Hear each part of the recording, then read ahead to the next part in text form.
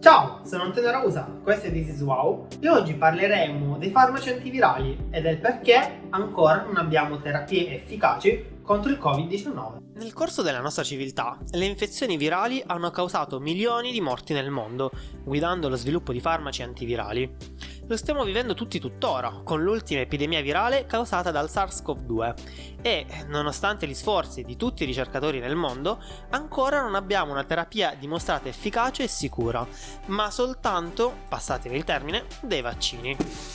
Il primo antivirale, l'Idoxuridina, è stata approvata nel giugno 1963.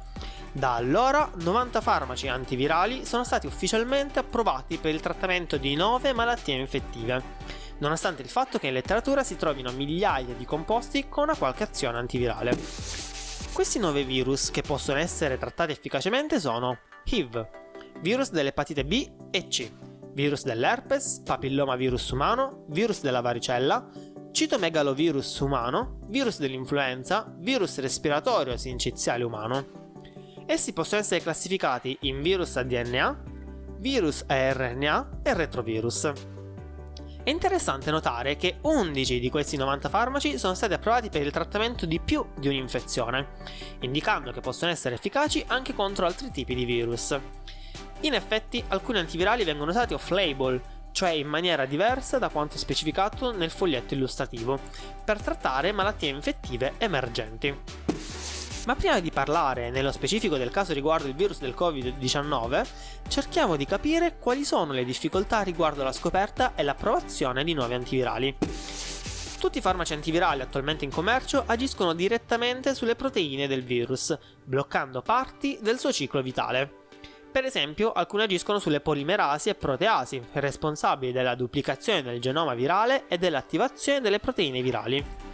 Altri agiscono bloccando l'ingresso virale o la sua uscita dalle cellule infette, mentre altri agiscono bloccando l'integrazione del genoma virale nel nostro DNA, step che avviene nei retrovirus, LIV appunto. Quindi insomma, di punti deboli per poter attaccare i virus ne abbiamo. Ma i virus hanno un asso nella loro manica. La loro polimerasi, la proteina che si occupa di replicare il loro genoma per impacchettarlo nei nuovi virus, non solo è suscettibile agli errori, ma è proprio prona. Questo significa che è portata a creare mutazioni nel loro genoma. Ma come, vi starete chiedendo, questo non è uno svantaggio per loro? Sì e no. Alcune delle mutazioni casuali che acquisiscono sono assolutamente sfavorevoli, magari portano al non funzionamento o al funzionamento errato di una loro proteina essenziale, e quindi il virus così prodotto non funziona. Alcune mutazioni saranno silenti, cioè all'atto pratico non hanno nessun tipo di effetto. Altre ancora, invece, possono conferire al virus delle funzionalità aggiuntive. Per esempio possono permettergli di infettare nuove specie, cosa che è avvenuta per il Covid-19. Il virus è passato infatti dall'infettare solo i pipistrelli al poter infettare anche l'uomo. O possono permettergli di essere resistente ad alcuni farmaci. Proprio per evitare di selezionare virus resistenti, spesso il paziente infetto viene trattato con un vero e proprio cocktail di farmaci antivirali. In questo modo, anche se quel particolare virus diventa resistente ad un farmaco, viene comunque soppresso dall'altro farmaco. Il limite di questa tecnica è però il fatto che sovrapponendo farmaci sovrapponiamo anche la loro tossicità, ed in più tutto questo non ci aiuta ancora nell'utilizzo in virus diversi. Come dicevo precedentemente, gli antivirali finora prodotti hanno avuto come target le proteine virali.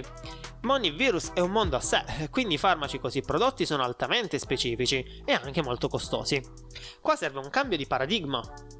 Visto che il ciclo vitale del virus dipende dalla cellula infettata e che tutti i virus finora studiati sfruttano gli stessi pathway nell'ospite, questo vuol dire che modificando il metabolismo della cellula infetta possiamo agire su un più ampio spettro di virus? Sembrerebbe proprio di sì, e infatti la ricerca di nuovi antivirali sta progredendo anche in questa direzione. Oltre al vantaggio di poter usare lo stesso farmaco per virus anche diversi tra loro, avremmo un minor rischio di sviluppare resistenze nei virus, proprio perché agiamo sulle proteine dell'ospite, molto meno prone a mutazioni. Però c'è sempre un però. Gli ottimi risultati ottenuti in vitro, cioè in colture cellulari, hanno portato a risultati deludenti negli esperimenti in vivo. Questo implica che tempistiche molto più lunghe nello sviluppo di un nuovo farmaco e quindi anche costi maggiori. Tornando al nostro amico SARS-CoV-2, come avrete immaginato se siete arrivati fino a questa parte del video, non ci sono farmaci specifici contro di esso. Ciò nonostante, sono stati testati antivirali come il Remdesivir, l'Opinavir, clorachina, tocilizumab, la cui efficacia rimane tuttora controversa. Ad esempio, l'idrossiclorochina non solo non si è dimostrata efficace, ma addirittura ha portato ad un aumento di effetti avversi. Persino l'antivirale Remdesivir non si è dimostrato realmente efficace nel miglioramento dei tempi di recupero di persone in criticità, con differenze rispetto ai gruppi di controllo e ai limiti della rilevanza statistica.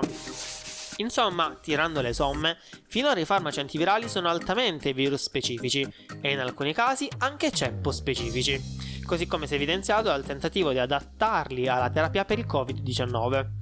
La ricerca tuttavia non si ferma, ma certamente prosegue, sia con nuove metodologie di sviluppo di farmaci, sia identificando target ottimali per questo nuovo virus. Attualmente quindi le prevenzioni più efficaci sono due: il vaccino e il buonsenso. Se hai trovato il video interessante, lascia un like e iscriviti al canale.